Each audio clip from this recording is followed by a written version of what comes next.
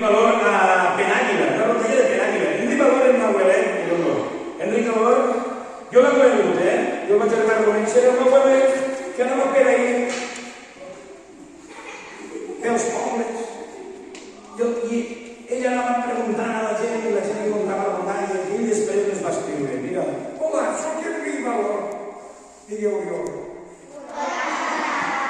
voleu que el moniato este vos conti una rondalla? Que no. Espera que ho peguen el callat. Senyors, senyors, Enric Valor va rondallar la Penàguila. En Penàguila hi ha diverses rondalles d'Enric Valor. Una que vaig a contar-vos, la primera, és una rondalla fantàstica, és una rondalla que té un puntet de terror. Ara ho de fer. Una rondalla terrorífica. Molt bé.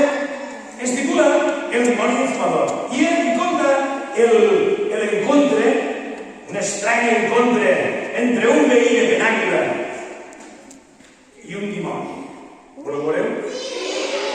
Ara, jo a veure, el teatre també fa més gent. Jo el que vau veure avui és un mossale de tu que fer-ho tot. Vale? Així que me tindreu que ajudar. Vale? Sí o no?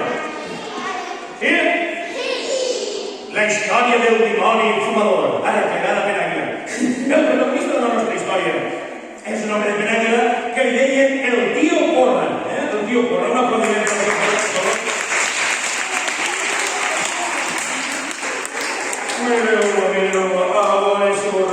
El tio Porra era un home de Penàguila que tenia el nas gran. Per això li deien el tio Porra, perquè tenia el nas gran i roig com una porra. Mira, tenia un nas, mira.